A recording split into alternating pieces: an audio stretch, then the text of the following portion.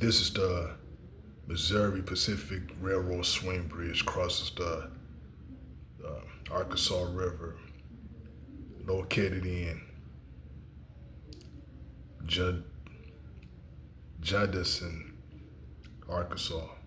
So it carries rail traffic, and I don't believe that it's open anymore, like for us swing, they don't swing aside anymore, but it's still used for train traffic and look at the details of it. So, and Arkansas has drawbridges. So,